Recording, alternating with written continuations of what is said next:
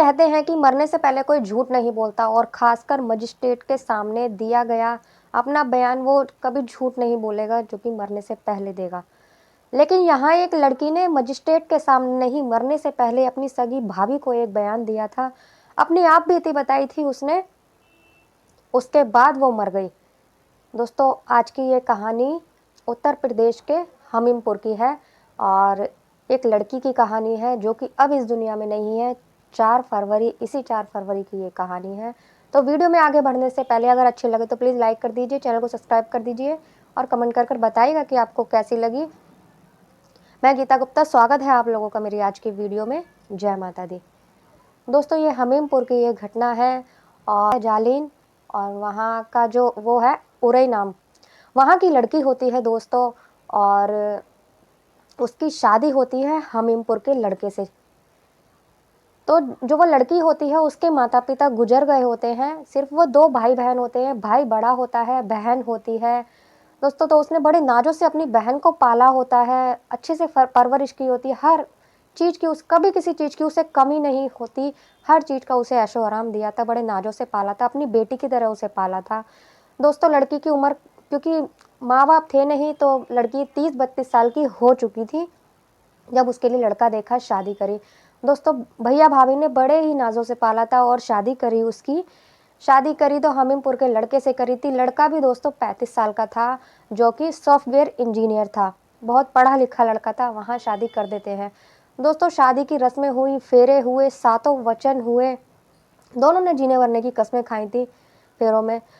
तो वो शादी करके वहाँ जाती है। जब वो पहले दिन आती है तो दोस्तों वो अपने दोस्तों के पास बैठता है। उससे दोस्त कुछ ऐसी सलाह देते हैं जो कि बहुत ही दर्दनाक होती है दोस्तों। वो आता है जब उनकी पहली रात होती है तो वो गोलियां खाता है दोस्तों। गोलियां खाकर अपना जो पहली रात होती है वो बिताता है। तो दोस्तों उसको बड़ी ही तकलीफ़ होती है और जो वो लड़की होती है बहुत ही ज़्यादा दर्द सहन करती है, बहुत ज़्यादा, जैसे कि रेप होता है इंसान का इस तरह से। लेकिन वो जब विरोध करती है तो उसे मारता पीटता है और उसके संग गाली गलौज भी करता है, डांटता भी है उसे, लेकिन वो नहीं मानता। और ऐसे ही सुबह हो जाती है। सुबह जब वो उठती है तो उसकी तबीयत ठीक नहीं होती, घर में किसी को बताती भी नहीं है क्योंकि ये सब तो दुनिया का दस्तूर है, सभी औरतों को यही बोला जाता है कि ये सब तो होता ही है। तो वो यही सोचकर कुछ नहीं कहती, बताए भी तो किसको बताए। सारा परिवार उसका था, कहेंगे कि बहू ने आते ही शिकायत करनी शुरू कर दी। तो दोस्तों वो किसी को नहीं बताती कुछ भी। ऐसे ही दिन निकल जाता है, उसकी तबीयत खराब होने लगती है तो डॉक्टर को बुला के उसको ऐसे ही दवाई ववाई दिलवा देते हैं। और ऐसे ही दूसरी रात होती है दोस्तों। ये 4 फरवरी 2024 की बात है। ऐसे ही दूसरी रात होती है, उस दिन भी ऐसा ही होता है। ऐसे करते करते दोस्तों 4 दिन निकल जाते हैं। जब उसकी ज़्यादा तबीयत खराब हो जाती है, दवाइयाँ दिलवाते हैं घर वाले, लेकिन कोई असर नहीं होता। तो जो उसकी जेठानी होती है वो उसके भाई को फ़ोन करती है और उसको बोलती है कि आपकी बहन की तबीयत ज़्यादा ही ख़राब हो रही है, हमें नहीं पता कि उसे क्या हुआ है। तो हम यहाँ के डॉक्टरों से दवाई दिलवाई है लेकिन उसे आराम नहीं पड़ रहा।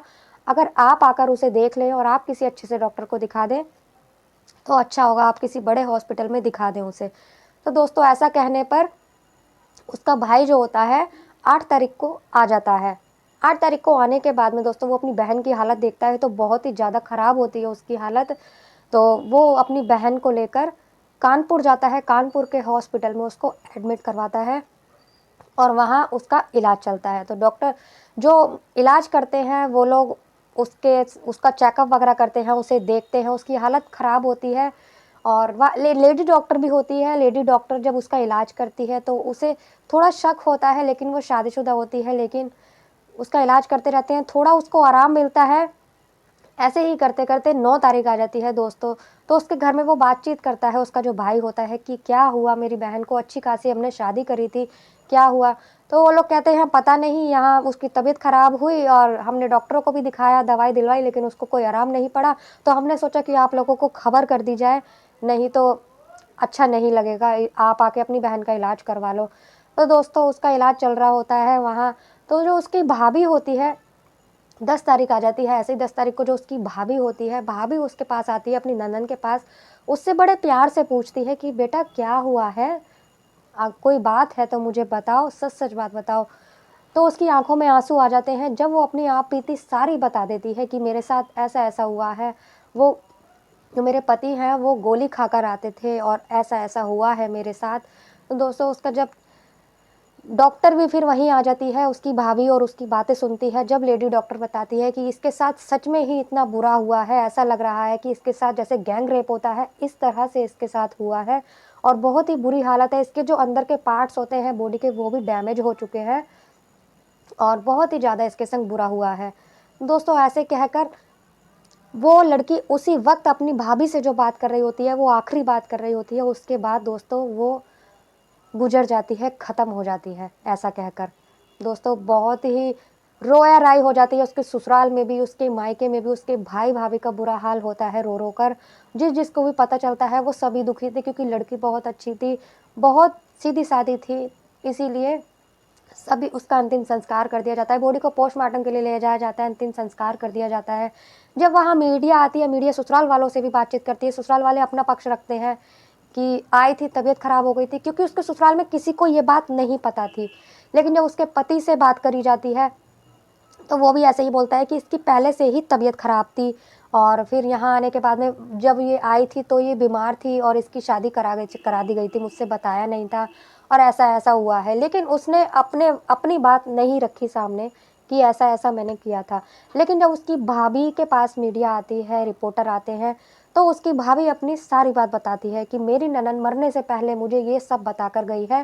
पहली रात ही और तुमने उसके साथ ऐसा-ऐसा किया, उसके पति ने उसके साथ ऐसा-ऐसा किया, टैबलेट खाई थी, टैबलेट खाकर ये सब किया, तो उसकी हालत बिगड़ गई मेरी ननद की और मेरी ननद 8 4 तारीख से और 10 तारीख तक 9 तारीख तक उसने ये सब झेला है। मतलब 4-5 दिन तो लगातार उसने ये झेला है, उसके बाद वो 2 दिन से हॉस्पिटल में थी, इसलिए उसके साथ ऐसा हुआ है, उसने आप बीती मुझे खुद बताई है। तो दोस्तों इस उस पर अब पति अपना बोल रहा है, वो अपना बोल रहा है, इस केस की छानबीन चल रही है लेकिन अभी तक कुछ सामने नहीं आया है। वो कह रहा है कि ये पहले से ही बीमार थी और भाई-भाभी कह रहे हैं हमने अपनी बेटी की शादी अच्छे से करी थी, अच्छी थी, हमारी बेटी ठीक-ठाक थी, ठीक-ठाक हमने उसको ससुराल में भेजा है। वहाँ जाकर दूसरे दिन ही उसकी तबीयत खराब हो गई। वो लड़के की ही गलती बता रहे हैं क्योंकि लड़की जात मरते-मरते ये बयान अपनी भाभी को देकर गई है।